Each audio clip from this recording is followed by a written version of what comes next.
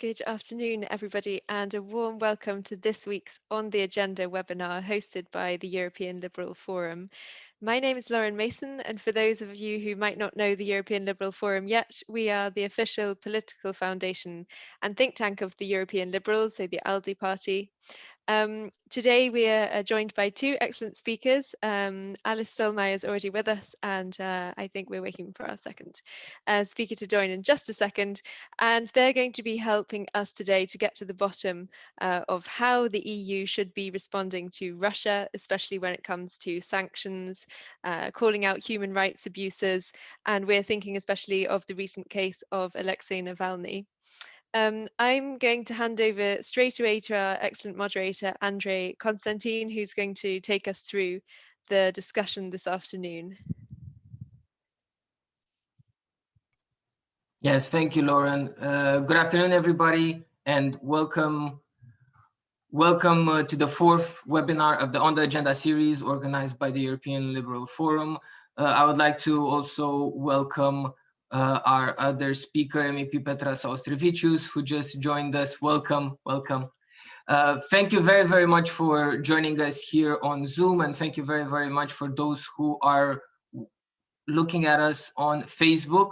So if you have friends who didn't manage to join, you can redirect them to the ELF Facebook page, and they can watch us live there. They can also ask questions on the Facebook Live, and they will be directed to us via my colleagues. Before we start, I just wanted to tell you a couple of house rules. So this webinar is being recorded.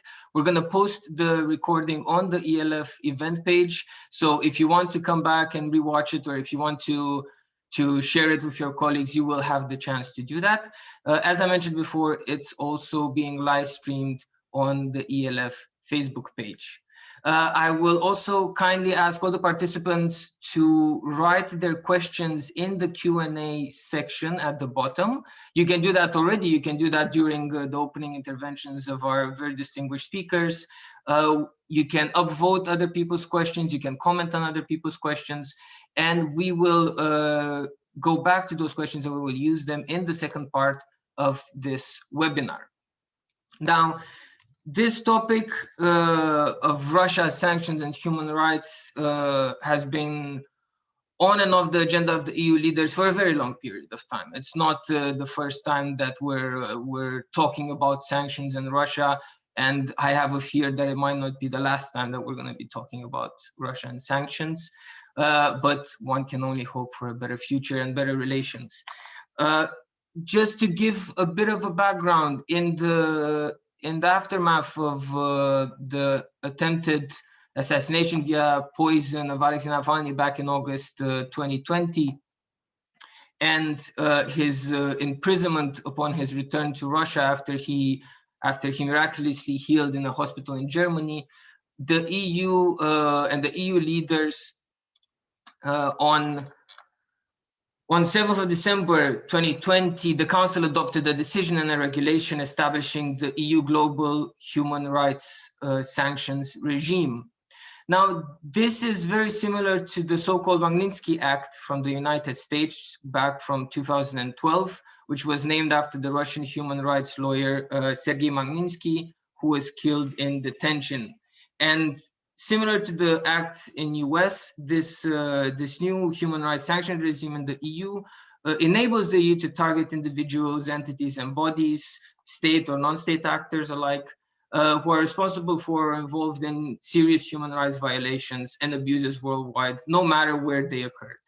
So it so happens that the first time it is being used against 4 Russian individuals, and on the 2nd of March, just a couple of days ago, the Council decided to impose restrictive measures on these Russian individuals. I'm going to name them as well. Alexei Bastrinkin, head of the Investigative Committee of the Russian Federation, Igor Krasnov, the Prosecutor General, Viktor Zolotov, head of the National Guard, and Alexander Kalashnikov, head of the Federal Prison Service. They have been listed over their roles in the arbitrary arrest, prosecution and sentencing of Alexei Navalny, as well as for the repression of peaceful protests in connection with his unlawful treatment. So this is the first time that this new human rights sanctions regime is being used. Some say it's too late, some say it's too early. We're here to discuss the implications of it. We're here to look a bit at the future and how will this affect potentially EU-Russia relations. Can the EU and should the EU get more involved in Russia's violations of human rights? How can the EU strive to maintain an open dialogue with Russia while upholding its own values? And we will also touch a bit upon the implications of these sanctions and of the relationship between the EU and Russia on the Nord Stream 2 pipeline project.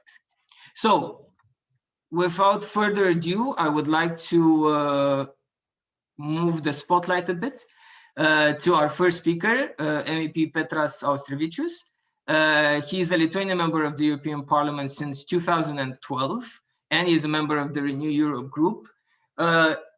He is chair of the delegation for relations with Afghanistan and member in the Committee on Foreign Affairs, Subcommittee on Security and Defense, delegation to the EU-Ukraine Parliamentary Association Committee, delegation to the Euronest Parliamentary Assembly, and delegation for relations with the NATO Parliamentary Assembly. So with that, Mr. Austrevicius, you have the floor. Thank you very much, Andrei. Thank you, European Liberal Forum. Dear liberals, people of goodwill, I mean, who follow us on our today's online debate. In fact, now it become pretty fashionable, I mean, to speak or to take Russia as within the scope of present or future relationship with European Union and with within the bilateral scope and so on and so forth. But this issue is not new at all. I mean, Russia was, I would say, not easy partner for the European Union as well for the West, generally speaking, for quite a time. I would call that period already a generational period of time. Putin is on throne since 2000, and he is guaranteed that position by amendments within the Russian constitution, which were approved last summer. I mean, the procedures were very, very suspicious under which the vote and referenda took place. I mean, during the pandemic, and we hear very different, very interesting, even scary stories. I mean, about vote way and so on and so forth. So he might remain in power by 2034. It's more than a generation. Within the, I mean, this scope of time, I mean, you might and you have a power to change your society, to make the society behaving in one way or another. This is my first message. And coming out from this, since it's a generational issue and Putin's power is well entrenched, he strengthened his grip on media, which is completely under control. Media, I mean, imagine. I mean, the whole media, probably with difference of some radio stations which are mainly Moscow-based, nothing of this kind outside the capital region. So, I mean, full control. I mean, friends or those loyal to Putin, to this entourage of Kremlin, they keep full control on media. They keep full control on politics.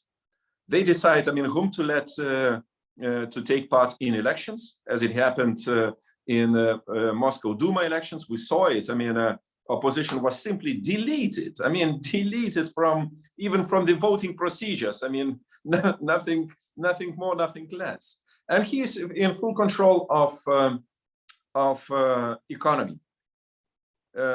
Putin's people decide whom to give what contracts, what major projects have to be started, who is the major benefactor, and who should be appointed on the boards, giving a privileged access even to those Europeans whom they consider to be, reliable ones. Like, for example, Gerhard Schröder, the former foreign minister of Austria, Kneissel, on Rosneft, one of the biggest Russian as well as European energy company. So you might guess, for what privileges, those people are given the access. I'm telling this in order to illustrate my position that I believe the Putin's group control on Russia is really pretty strong. I'm not very optimistic about any quick changes or fix we might see in a way of democratization. What for? Why do you want, or why you should be wishing, to share power if you still enjoy this kind of consolidated position? You control media, you control minds of people. Look at those surveys which are circulating around. Even on Navalny case, people still are a bit suspicious about the activities of Navalny. They don't believe in majority that this Putin's palace on the Black Sea shore was a kind of result of unbelievable global, not national, global corruption. Because, they control minds, they control access to the information. So we will not be able to intervene this process because they installed a strong grip control on all of that. They have a special law on foreign agents. Anybody can be called a foreign agent and called for responsibility if they suspect or prove, so to say, any tracks of financial flows and so on and so forth. It's kind of interesting situation. So, and with this in mind, I wouldn't be, rushing with any quick conclusions on the situation in Russia. Within this generational shift with Putin in power, I think we have to analyze the state of play of the Russian society, different political, economic, social tendencies very, very carefully. I don't see any quick conclusions or suggestions that with one or another move from the West, we can influence the situation. On what we have to be very clear, and here we are, having the whole set of instrumentarium indeed on the human rights situation and on sanctions. On human rights situation, I think we are pretty vocal, and that's a good outcome. I think we express very oftenly right position towards situation in Russia, and we should not shy away from calling things as they are, because look,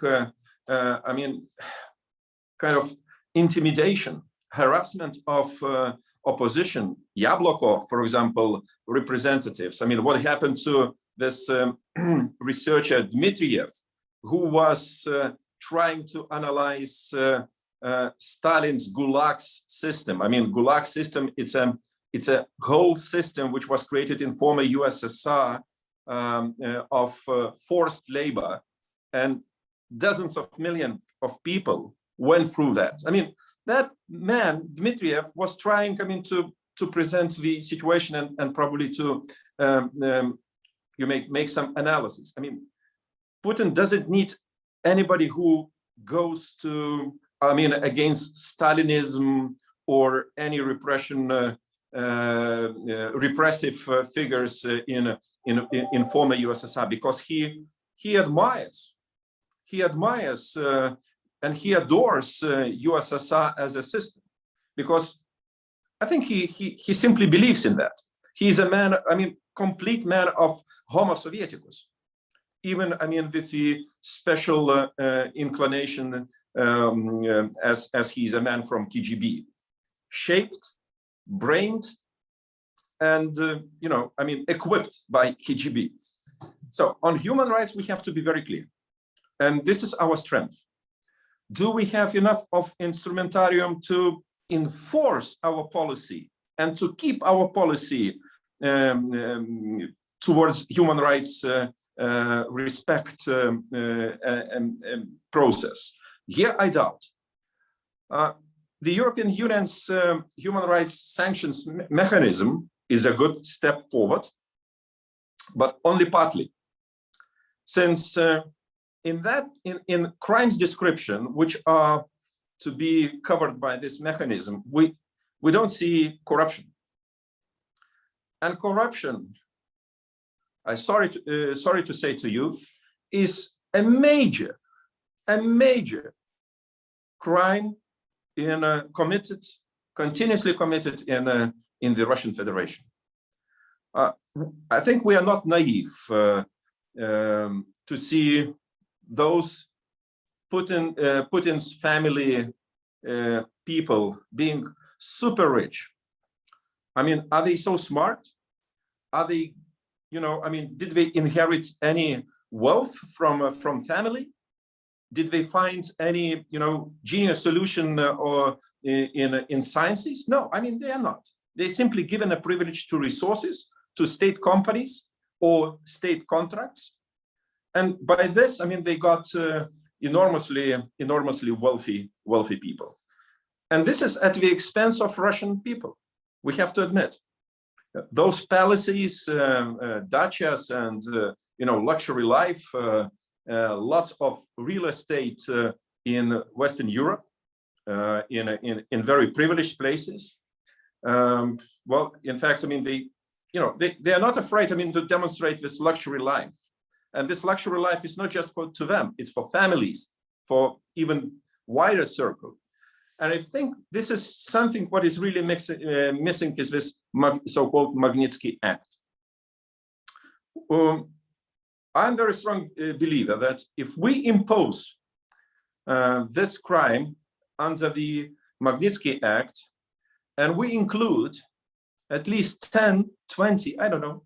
I mean, the list might be quite long, and there is long, 100 people who committed, according to our estimates, and there are enough of registered crimes, I have to admit, NGOs, billing cats, and so on and so forth, Panama Papers. I mean, they simply tell us, I mean, very unpleasant truth.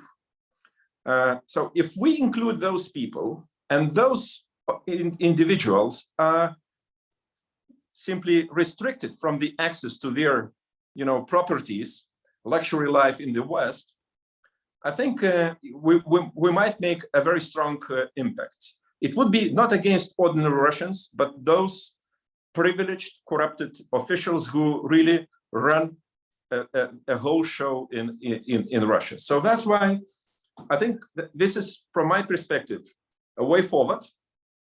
And I'll do everything possible in my capacity as member of European Parliament to push forward European institutions towards this decision. Otherwise, you know, we will be expressing our concern. We will deplore human rights violations, but things will not change on the ground. And I think we shouldn't be observers. We have to be participants of this process.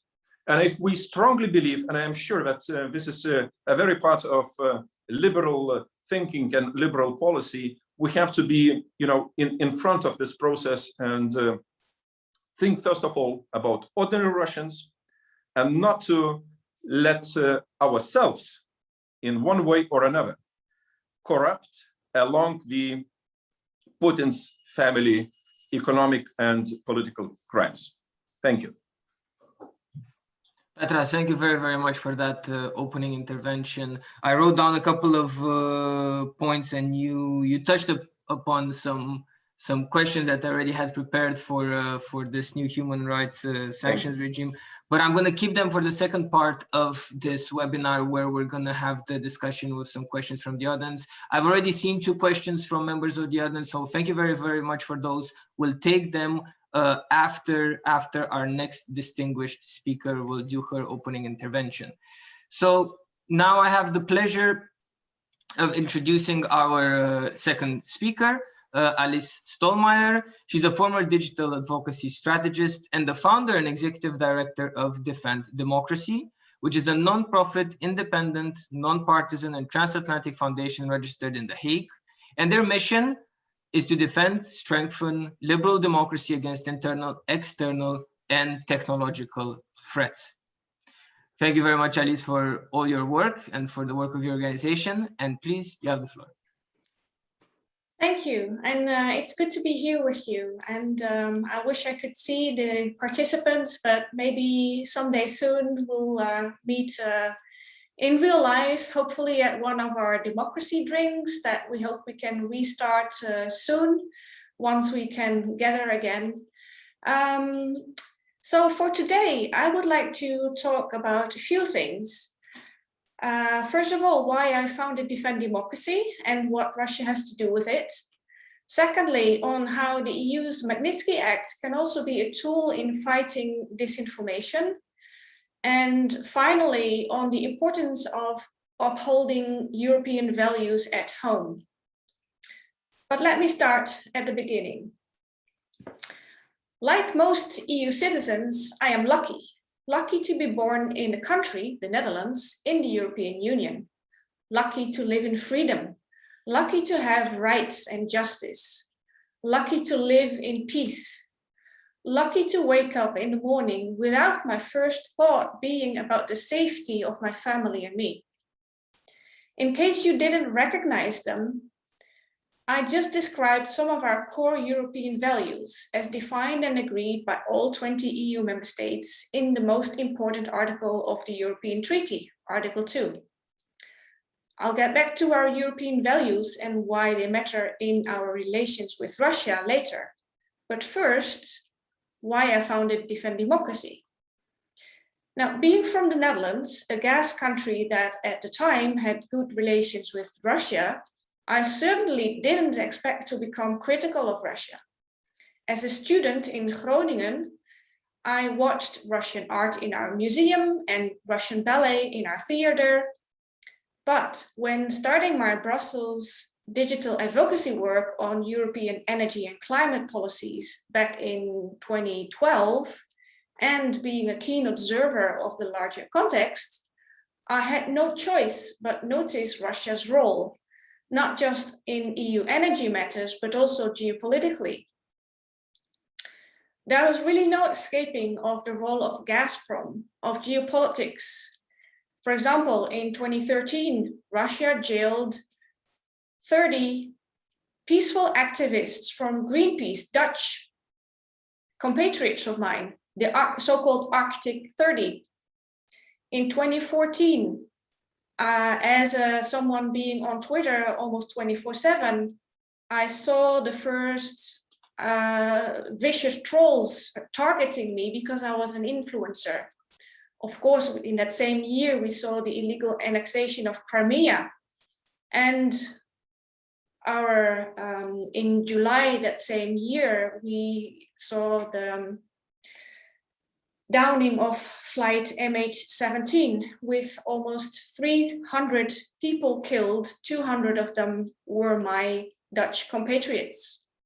So that was our 9/11. And despite what they may try to deny, still up until today, it was Russia who did it. I can tell you a bit more about that later if you want to. In 2015, Russia threatened to cut gas supplies to Ukraine and Europe, as they did almost every year just before the start of the winter. Also, that was the year in which they started talking about NordStream 2, which, according to the energy experts I was in touch with, Europe doesn't need it. Even the European Commission agreed on that. We don't need more gas. In 2016, we had the Dutch referendum on the EU-Ukraine Association Agreement, in which it turned out there was Russian interference. We had the Brexit referendum, same thing. We had Trump's election, same thing. In 2017, there were in May the so-called Macron leaks for the French presidential elections. And by that time, I really was like, okay, that's it. This is not okay and very concerning. And I felt something needed to be done. So in November of that year, 2017, I launched Defend Democracy, initially as an informal initiative, but now we are a formal foundation. And as was said in the introduction, our mission is to defend and strengthen liberal democracy against internal, external, and technological threats. Now, how the EU Magnitsky Act, and I keep calling it the Magnitsky Act because for me it's just, that's what it is, and people will much better understand what we're talking about when we just call it by that name. So how can this Magnitsky Act also be a tool in fighting disinformation? Well, I realized, first of all, that undermining democracy and free societies is abuse of a very different nature than the atrocities that we are usually thinking of when talking about the Magnitsky Act. However, in order to defend democracy and free societies, the EU must look beyond protecting our fundamental rights and regulating technology platforms. The EU should broaden its scope to include deterring geopolitical and security threats, while of course, respecting the rules and values-based order. Defend Democracy strongly recommends a more coherent approach regarding hybrid threats to democracy. And these include, but are not limited to, malign and covert election interference, the hacking and leaking of political information, influence operations, and disinformation campaigns. Now, with regards to disinformation, we must clearly distinguish two separate threats to democracy. The first is the disinformation or disorder, the information disorder, which is caused by the broken incentive structure of our online environment, combined with humans' innate psychological vulnerabilities. And secondly, the authoritarian political warfare, which goes far beyond disinformation. Now, both are threats to democracy and both must be addressed, but they need to be tackled in very different way. The first one, the information disorder, needs the whole range of resilience measures. So that's civil society, digital literacy, independent media, regulation of platforms, humane technology, etc. But acts of hybrid war require deterrence. That is, imposing costs on malicious and/or criminal behavior. Anything less would mean failing to protect EU citizens' security, democracy, and other fundamental freedoms and rights. Therefore, the EU should implement a sanctions regime imposing costs on hybrid warfare aimed at undermining democracy and free societies. Now, depending on the nature of the malign operation, this can be done by using the appropriate tool. So, for example, hack and leak operations, for that you can use the EU's cyber diplomacy toolbox. And this has already been done. The first cyber sanctions have been imposed last year. For information warfare, we can use another tool. And I think the EU Magnitsky Act could be used as a tool. because the Magnitsky Act also applies to violations or abuses of freedom of opinion and expression. Now, what about freedom of expression, you may ask?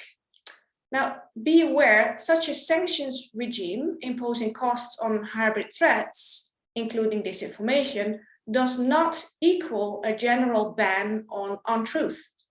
It does not threaten an individual citizen's freedom of expression.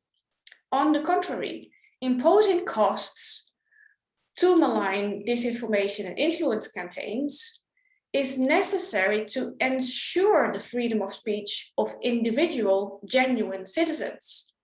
Anything less would fail to protect their right to freedom and expression, including the freedom to seek, receive, and impart information and ideas in a public space with free and equal access to all.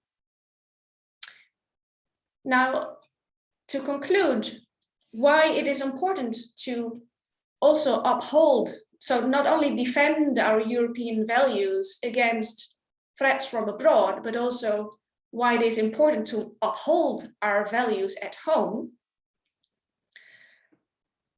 is this. Sanctions are one of the tools utilized to address human rights violations. They are also an increasingly prominent tool in the European Union's foreign policy. It's part of a trend towards individualization rather than affecting the state as a whole.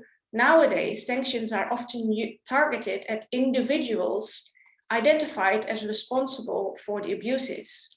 So yes, let's hold individual human rights criminals to account. And I'm truly humbled and inspired by democracy and human rights defenders in authoritarian regimes like Russia, Belarus, Syria, Turkey, Myanmar, China, and also by activists closer to home in the EU itself. Speaking of which, I have an urgent request for all of you who are listening from a human rights organization in Moscow.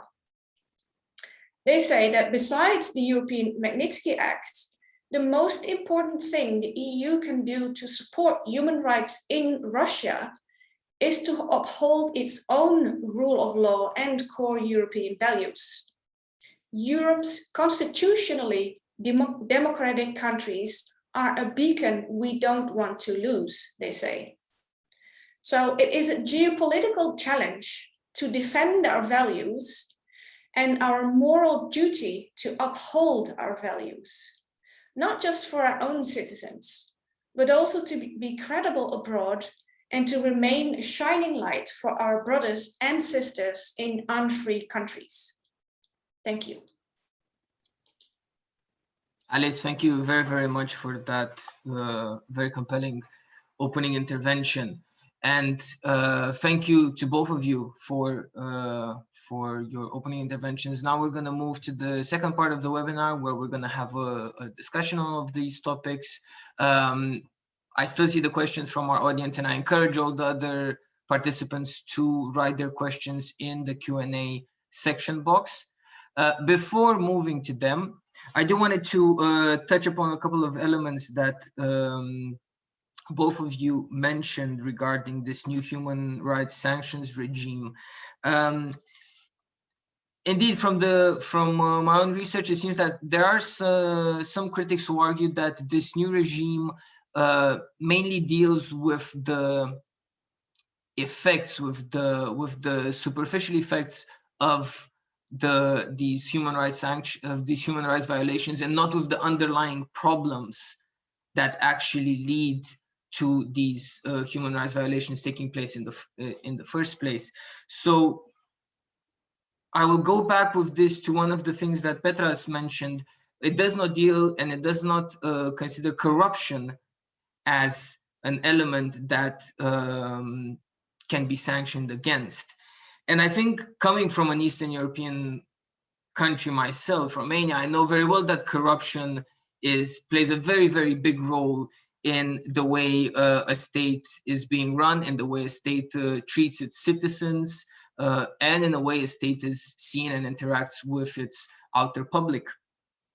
So I would like to start off the second part with this question, which could potentially link maybe to some of the things that you said, Ali, is that it should look and it should be more proactive in more areas, not just in the specific human rights violations that are mentioned in the sanctions regime. Could the EU do more in that? Should it have included more items in the human rights sanctions regime, such as corruption, or maybe certain elements from their internal handling, maybe elements of hybrid warfare, let's say in the future, maybe in another sanctions regime? What are your thoughts on this? Petras, I'll start with you. Well, thank you. It's indeed a very valid point. You know, firstly, we have to take into consideration probably the whole political and social economic system which exists in the Russian Federation. This is something unique, and this is something we have to understand to the very end. I mean, we call it authoritarian state. Okay, I mean, I completely agree with this, because I mean, it's run by the wish, by direct, even direct orders of highest leadership.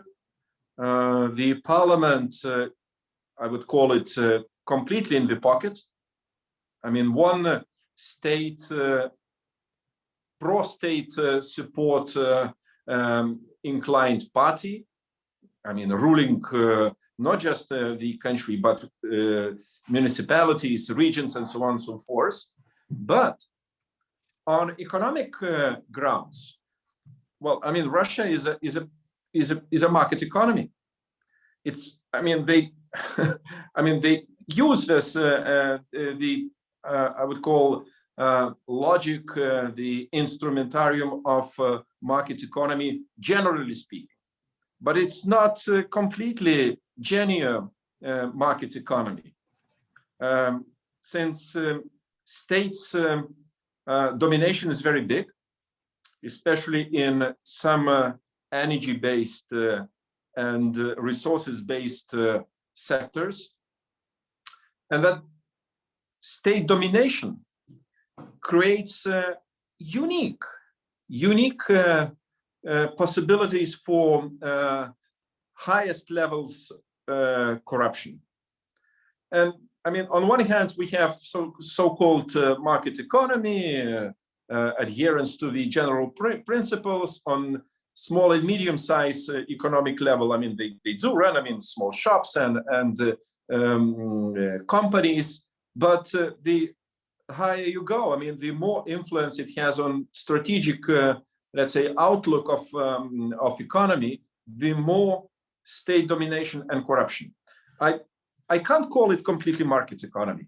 It's something we have to understand a bit more. But authoritarian, political authoritarianism, as well as state domination in very lucrative sectors, which are given by privilege, okay?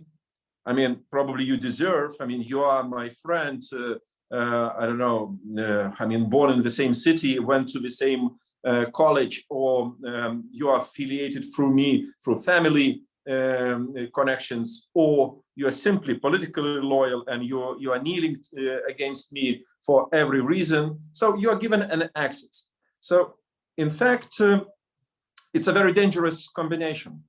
It's a very dangerous combination, which means that, you know, economy produces enough of wealth to support loyal political players, local and national.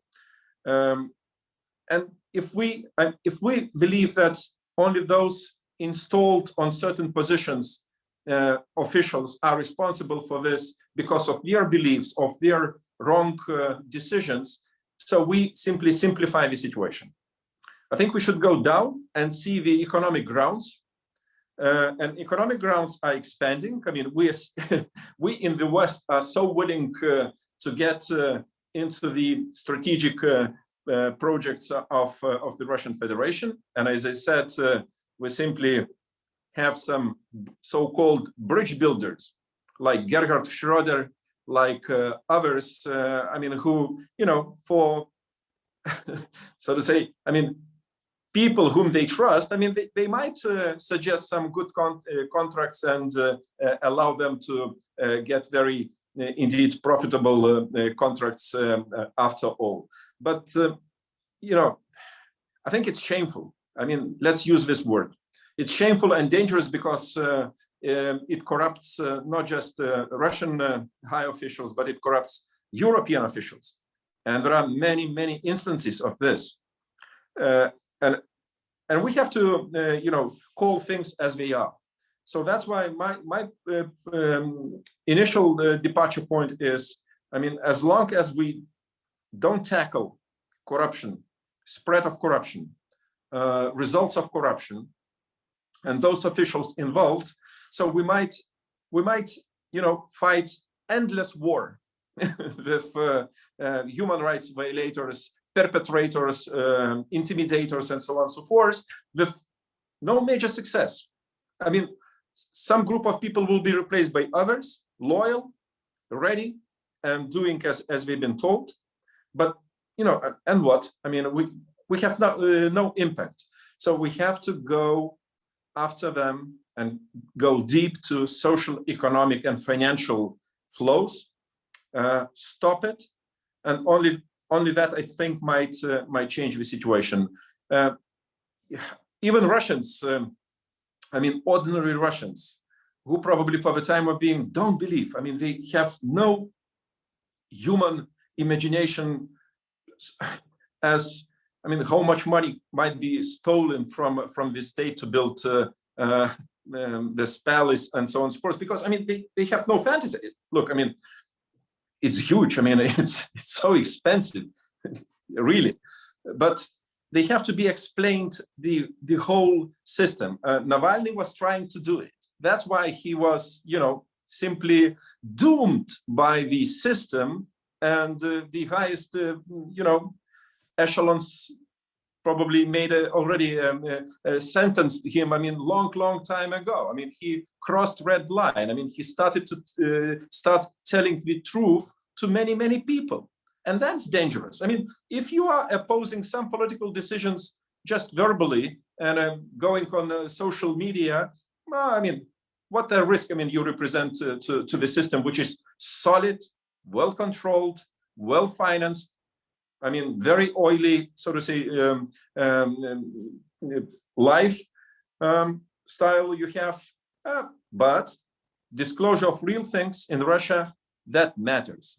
So that's why I think we have to come to this point again and again and speak about the corruption. And by the way, be very open-minded to call those politicians on the European level who come for example, unofficial trips, become unofficial observers of elections, visit Crimea, occupied Crimea, go for, I don't know what kind of trips to with Russian colleagues. Come on, it's such a shameful situation. And when I saw a picture, by the way, which shocked me just recently, when I saw a picture of a big group of Swiss prosecutors boating, having a luxury meeting on Baikal Lake with the Russian ones some time ago.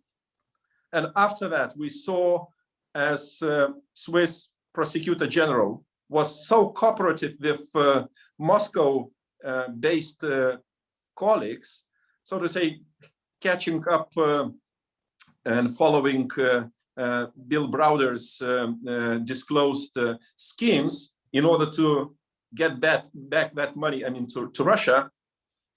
I am not naive, you know. I am not naive, and I think this is something which is so, I mean, present, still present, shamefully in our European system in many instances. Indeed, indeed. Thank you, Petras. Yes, it is a bit hard to believe that that palace was built for the next James Bond movie, as I heard it. But moving a bit maybe from the more micro level of corruption or national level of corruption to a bit of a macro level, and coming back to something that you said, Alice, with the need for the EU to be more proactive and to actually go and fight disinformation wars and go and fight hybrid wars better, potentially with this new human rights sanctions regime. This goes a bit to question how the EU will prioritize all of the attacks that are coming from external forces on it. For example, terrorist attacks, digital cyber attacks coming from outside of the EU, not just Russia. I mean, we know that EU institutions and member states, governments and parliaments are being attacked by various third state actors, especially with cyber attacks or chemical weapons for that matter. All of these have their own specific thematic sanction regimes already. So now the question is, how do you see the EU deal with the order of importance of all of these separate sanctions regimes in relation to this new one, to the newest one, to the human rights sanction regime, the so-called EU Magnitsky Act?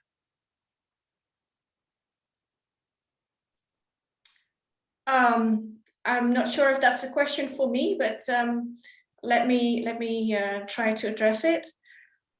I think, and I'm really just talking out loud, you know, I'm not a diplomat. I'm glad I don't stand in a political leader's shoes.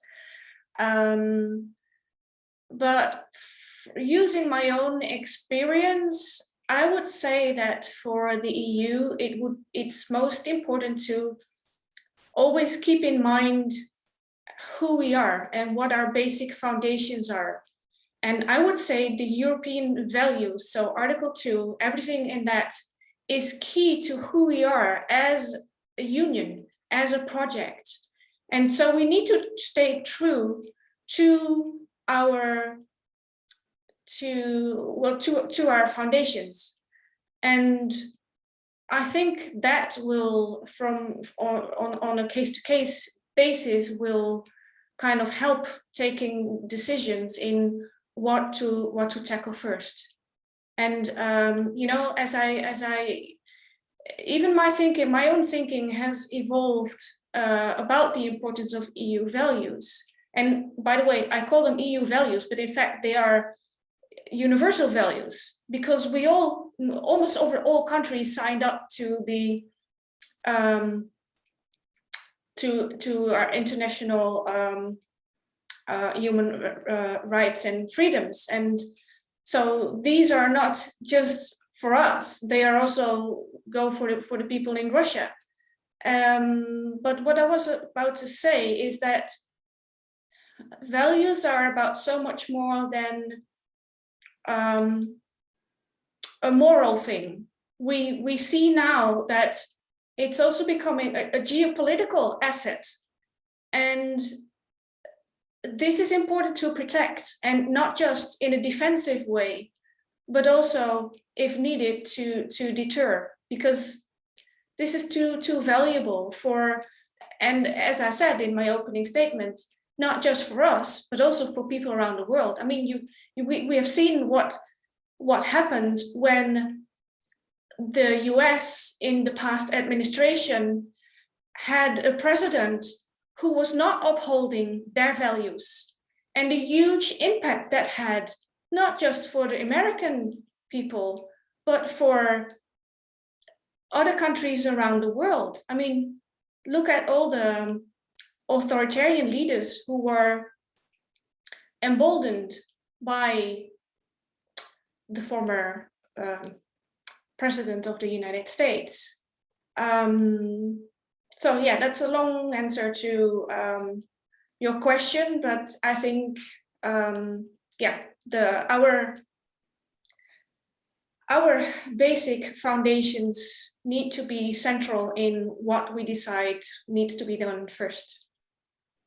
Indeed, thank you, Alice. And yes, the EU should strive to remain a beacon of hope for the fight for human rights for any country out there that needs this light. I'm conscious of the time. I'm conscious that we only have 10 minutes left of this webinar. So I want to now move quickly to the two questions that we got from the participants. And I'm going to start with the one from Ina von Wiese. She writes, how can Germany manage to balance its green agenda, relying to some degree on the NordStream 2 pipeline from Russia, with a credible human rights policy towards Putin? So this also, I'm very glad that we got this question, because this brings us a bit, brings back the focus a bit on one of the elements of the webinar, on the NordStream 2 pipeline. Again, conscious of the time, and I do want to take the next question after that as well. I'm going to start with you, Petras. I'm going to give you 2-3 minutes if you would be so kind to answer this question. Thank you. Thank you. Nord Stream 1 and 2, in fact, is a great challenge, not just to energy dependency or on Russia, but and not just to our recent climate agenda, which is very ambitious and rightly so, Green Deal, since I doubt we will need so much of gas. I mean, for European use, as we strive for something different. We go for renewables and the rest, and in general, I mean, the energy consumption should hopefully will go down.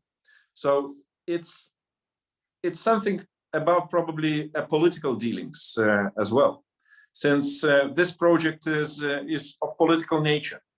You know, once you are connected, many politicians will be doomed to use this argument again, economic and so on and so forth. But I mean, a kind of political loyalty will be developed among the European politicians towards this project, and the final end of this project is we know where is that.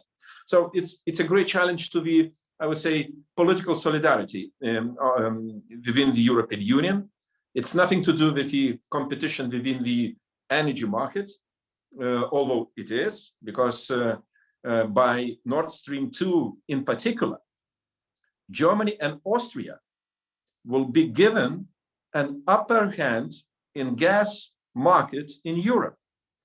They will make a lot of profits out of this and will become a distribution hub for a whole Europe, because it will be the biggest single supplier from, once again, enforced by the second tube, which is, so to say, in a final stage of its construction. And I'm very much afraid that, you know, Nord Stream 2, once again, will bring a lot of non-confidence among the European politicians on national level, on regional level, and so on and so forth. And we don't need this. So the sooner it stopped, the better in all aspects we might think about. Thank you, Petras, very much. Alice, would you like to add anything to this question? Well, maybe just to say that it has been a very controversial project right from the start. It was clear that this was just a political weapon used by Mr. Putin. And, well, I mean, divide and rule is clearly working here. Unfortunately, not just within Europe, but also between the US and Europe. And maybe one thing to add is that I fully agree with Petras that, you know, you often hear the argument, yeah, but what if we don't have this, then what's the alternative? Do we need to buy more gas from America? Or that the reason that the US is pushing for sanctions on Nord Stream 2 is only because they want to sell their own gas. Well, that's maybe not so very fortunate part of their diplomacy, because it's way more, rather than buying any gas from anywhere, be it Russia or the US, I fully agree with Petras. First of all, we need to use less gas and fossil fuel energy in the first place. And only what we still do need after having reduced our energy consumption should obviously be renewable rather than fossil, because by 2050, we need to have net zero emissions. So it's no use, you really, anything that you construct now, which will remain in the ground for like decades, will become stranded assets. So even in an economic sense, it doesn't have any. Yeah, so yeah, so this is how I look to it, and it's incredible that after 5 years, here we are with the pipeline almost completed, and now the excuse is, yeah, well, it's almost ready, so now we can't stop it anymore. That's nonsense. It's been controversial from the start, so it shouldn't have been built in the first place. No, indeed. We can clearly see that besides the economic value that it might bring or not, it is part of a bigger geopolitical game played by the Kremlin in order to extend its influence and its spheres of influence. Now, this brings me to the next question, the last one we're going to take. It still revolves in the sphere of geopolitics. And as my phone just vibrated, I saw that the European Medicines Agency actually approved the Johnson & Johnson vaccine just now for use, the single jab vaccine. And this question goes to that.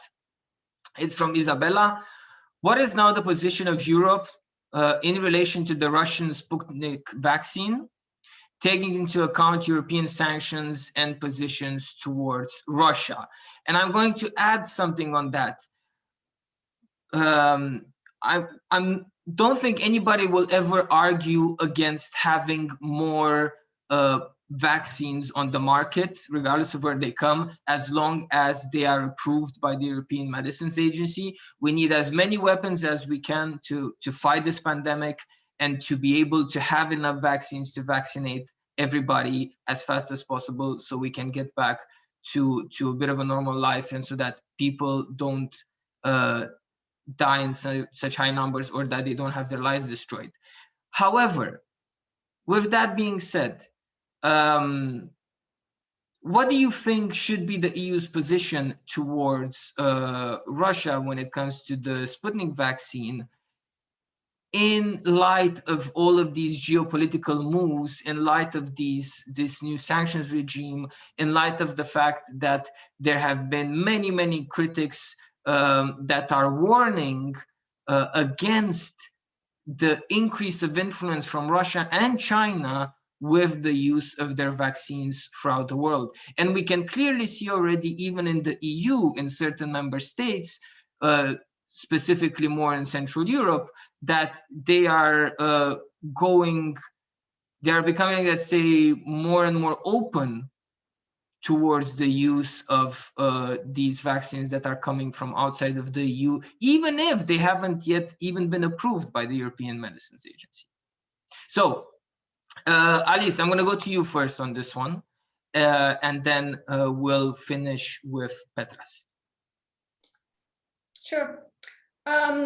Well, I think you're right. It's when a medicine is approved, then that's important, and of course our health is public health is important. However, I think we should be extremely vigilant especially coming with vaccines coming from not only Russia, but also China. Because let's not forget, Russian and Chinese hackers have hacked the very European agency that needs to vet their vaccines for European use. So how can we even trust their vaccines if perhaps they are not transparent about the way they've conducted their studies, and so on and so on. So even doubly more vigilant on their vaccines than we do with any others. But of course, I'm not a medical expert, so I leave that part of the job to the European Medical Agency. But from a geopolitical perspective, yeah, be extremely careful. Thank you, Alice. Petras, you have the floor. Thank you. I mean, we are all speaking about the vaccines diplomacy and vaccines geopolitics. It's clear. I mean, do you know that Sputnik in English means satellite? Don't think it's an accidental name given to something in order, just to, confuse or so on. No. I mean, it's a very clear informational message to you, to those who are going to get this vaccine. I mean, you are satellite, so you become a satellite of somebody, all right? And I don't see it at Russian vaccine policy purely through the medical point of view. Indeed, we don't have enough tests, arguments from the Russian ones, and so on and so forth. And it more looks like, an attempt to invade our, very sensitive for the time of being public health narrative, as to become a saver, as to become a partner and saving European lives and so on and so forth. Yeah, I think it's a very well presented strategy. If we fail, I mean, to understand it completely, it will be, very high costs. And those countries, EU member states who went after vaccine satellite I think they should take responsibility. I mean, if you follow Hungarian, Slovak, maybe even Czech policy line towards this, I think it's not something, I mean, generally in the EU we should follow. It's a mistake. It's underestimation of this information attack. And, we simply fail in this regard. So that's why I wouldn't encourage, I mean, to the European Medicine Agency to rush for giving certifications. Probably certification might be given, but I'm sure we can have our own enough vaccines, which we financed, produce, and assist greatly on the global scale. So I look at this satellite as an attempt to satellite us. Thank you. Petras, thank you very, very much for that very nicely put ending. Let's hope we're not going to become anybody's satellites now or at any time in the future. And before I close, I want to say a happy Independence Day to Lithuania, which 31 years ago became independent from the Soviet Union. So it's a very timely discussion on how we and the European Union can maintain our independence, our geopolitical independence, let's say. Thank you. Against the Putin regime. And thank you very, very much for joining us today. It was a very, very interesting discussion on the new human rights sanctions regime from Russia, on Nord Stream 2, on geopolitics. And the main ideas that I wrote down and I would like to leave our participants with either here or on Facebook is that we need to remain vigilant. We need to remain true to our core European values. We need to remain a beacon and to fight the good fight for protecting human rights and for leading by example. We shouldn't be afraid to use these sanctions and to try to be a bit more proactive in terms of other threats that are coming from outside or even from inside the EU. And we have to be careful with this newest geopolitical game that involves vaccines and satellites.